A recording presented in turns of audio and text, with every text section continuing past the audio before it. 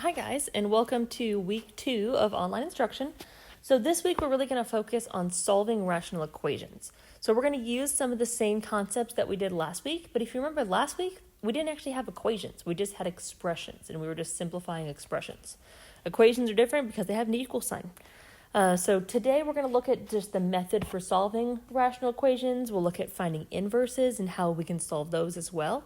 And then we're going to spend the next day of the week working on word problems and then some literal equations, which are basically the same solving process, but you're going to see a whole bunch of variables instead of numbers.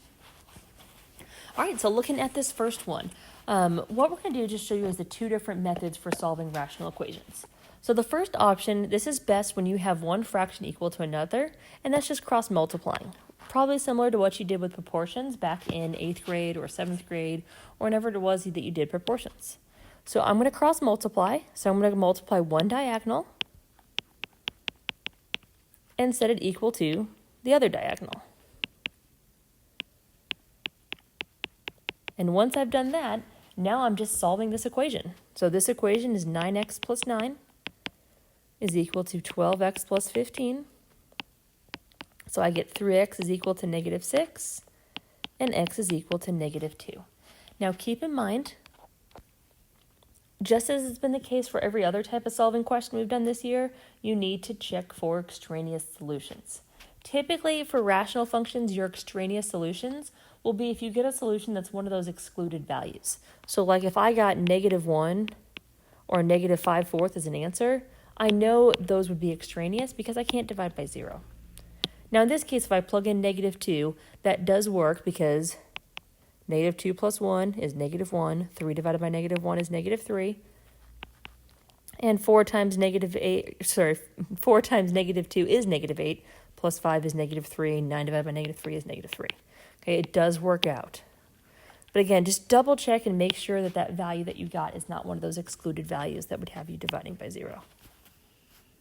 All right, option 2 is if we use our least common denominator. Now, there's more than one way to work out this problem.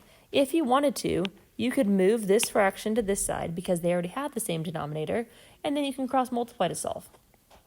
But I want to go ahead and show you the other method, which is using least common denominators. So let's go ahead and get a least common denominator, just like we did with adding and subtracting on our last video. So my least common denominator here is 4x. That means the left fraction needs to get multiplied by 4. The right fraction needs to get multiplied by x. And then let's go ahead and get the same denominator on the right side of the equation. So this one needs to get multiplied by 4. Well, now let's look at what I have.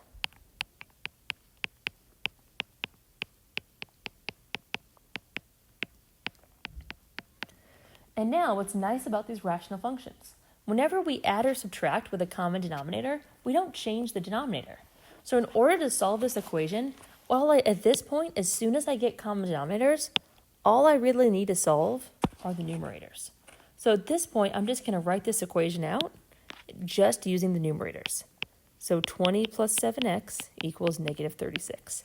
Because again, if the numerators work out, the denominators don't change when I add or subtract these fractions together. So as long as you get a common denominator, you're okay at that point. So then I would subtract 20,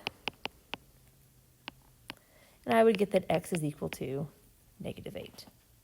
Again, plug that answer back in. Make sure it's not extraneous. At this point, it's not, because again, it doesn't make the denominator equal 0, so I end up with x equals negative 8. All right, again, it is up to you which of those two methods you prefer. It kind of depends on how your problem's formatted. If you just have a fraction equal to a fraction, like let's say example 1 was just this, cross multiplying is probably your best bet. But you're welcome to get a common denominator if it looks like it'll be easy based on the factors that you have. Something like this one, it's up to you if you think it's easier to try to combine two of them and then cross multiply. I typically, though, I'm going to get a common denominator and just solve my numerators.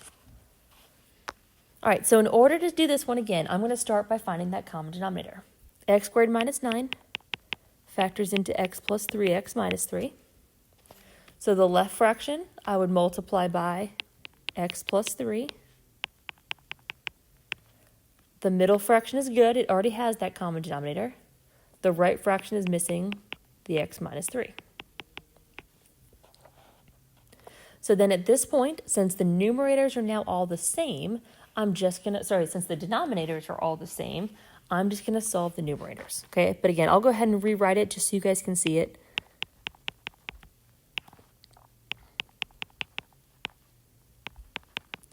So that's the left-hand side of my equation. 8x squared didn't need to get multiplied by anything.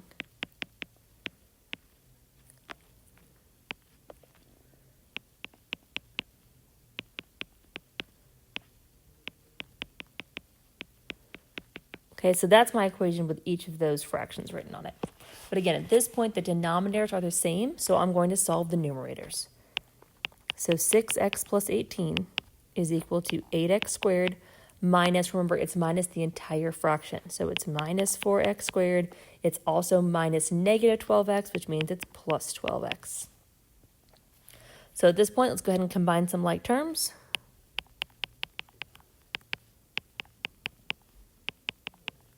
It's quadratic, so let's set it equal to 0.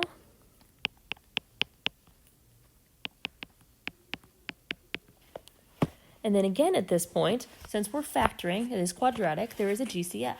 Since this is an equation though and not an expression, instead of just factoring out that 2, I can go ahead and divide both sides by 2 because 0 divided by 2 is still 0. And that's just going to make this a little bit of an easier equation to work with. All right, so now we need a factor. We need to find what multiplies to negative 18 and adds to 3. That's going to be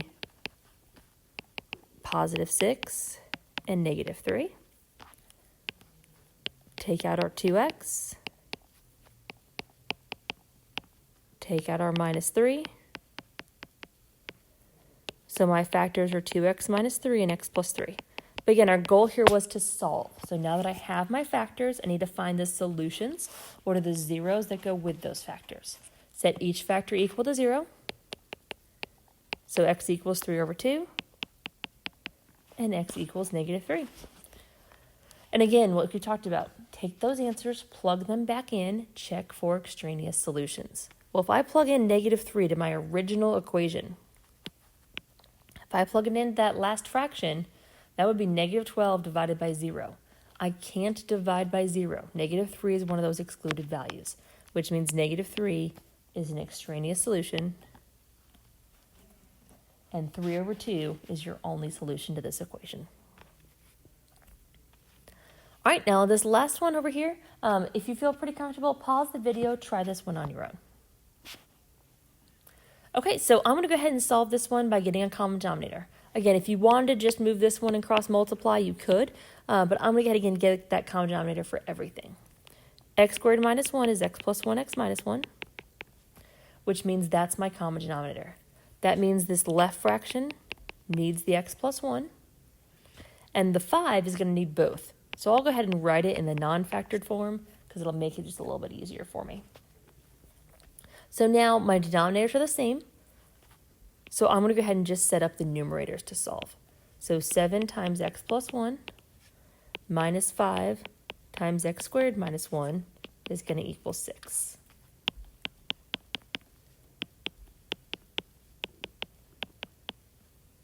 And I don't know why I'm multiplying the 6. All right, it's quadratic again. Let's set it equal to 0.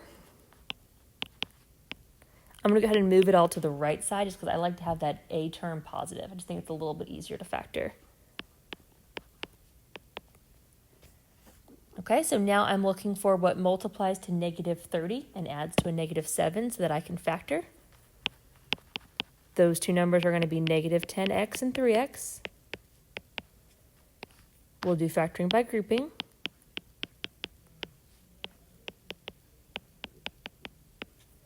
So one factor is 5x plus 3. One factor is x minus 2. Set each factor equal to 0. And I get my two possible answers. Again, plug them back in, make sure they're not extraneous. And in this case, neither one is. So I actually have two solutions for this equation. So sometimes you will get two solutions, again, but you always need to double check to make sure that you don't get an extraneous solution. All right, so that's the bulk of solving. We are going to look at just 2 more examples. The next one is just how to find an inverse. Now this uses a little bit of a different method, and this is going to actually be really helpful for us later on this year when we get to exponential functions and we're solving those, and we get to logs as well. So in order to find an inverse, hopefully at this point we remember 2 things. 1, the notation looks like that, and 2, the way we find an inverse is we switch x and y. So this would become x equals 3y minus 2 over y plus 7.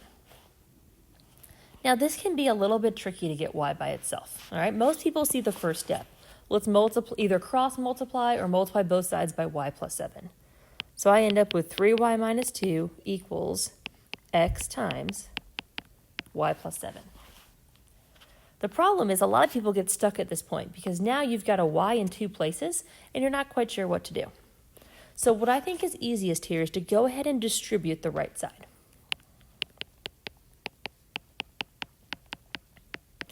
And now, because I'm trying to get y by itself, every term that has a y needs to be on the same side of the equation. Every term that doesn't have a y needs to be on the other side of the equation. So I'm going to subtract the xy to bring it to the left, and I'm going to add 2 to move it to the right side. So now everything with a y is on the left, everything without a y is on the right. The reason I want to set it up this way is because now both terms on the left side have a y, which means I can factor that y out.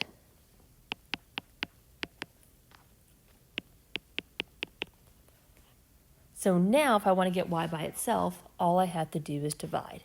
So I end up with my inverse then is 7x plus 2 over 3 minus x. Now, depending on the way you work this out, keep in mind when we have these negatives, you could have these written different ways. Some of you guys may have found this by doing negative 7x minus 2 over x minus 3. That is the exact same equation, okay? It's just everything's multiplied by a negative. So either of those are okay. It's just a matter of the method you used to find it, where you did your subtraction, what side you moved it to, but those are equivalent equations. One thing you also will probably notice, think about inverses. Okay, when we find inverses, we switch x and y. Based on what we learned back when we did graphing, the vertical asymptote of the original function was x equals negative 7. The horizontal asymptote of the original function was the same degree. You would divide the leading coefficient, and you get y equals 3. Well, now look at your inverse. Okay, you would end up with a vertical asymptote of x equals 3, and you would get a horizontal asymptote of y equals 7. Negative 7, because their leading coefficients are what you're dividing because they're same degree. So switching x and y still holds true for every little part of that graph whenever we're finding the inverse. All right, the last one we want to look at, it's not that difficult to solve, but I want to bring this up because a lot of you were asking about this back when we did graphing. Because if you notice, some of these functions crossed the asymptote, some of them didn't. And some of you guys were just really kind of wondering why. So we talked about it in terms of where the pieces of the graphs are and things like that. But what we didn't really talk about was how it worked algebraically. So we're going to look now at the algebra behind how this actually happens. So the first thing we're going to do is determine, hey, what is the horizontal asymptote? So I know it's been a while. Remember, we look at the degree of the top and the degree of the bottom. In this case, they're the same degree, so we divide the leading coefficients. So I get a horizontal asymptote of y equals 2. So I want to know when it crosses the horizontal asymptote. Algebraically, that intersection means when does this equation equal 2?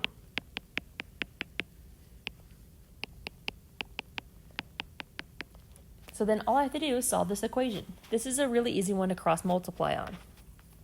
Because remember, that's 2 over 1. So 2x squared plus x plus 3 is equal to 2x squared plus 10x minus 20. Well, if I subtract 2x squared, those are going to go away. I end up with 9x equals 23. So x equals 23 over 9. So algebraically, when y equals 2, that's what x is going to equal, which means that this graph would intersect that horizontal asymptote at 23 over 9, comma 2. So algebraically, that's how that works out. All right, so that's really it for solving equations. So the to-do list is going to look pretty similar as what you guys did last week, okay? You've already watched the video. You've hopefully already taken your notes. Go ahead and work those practice problems.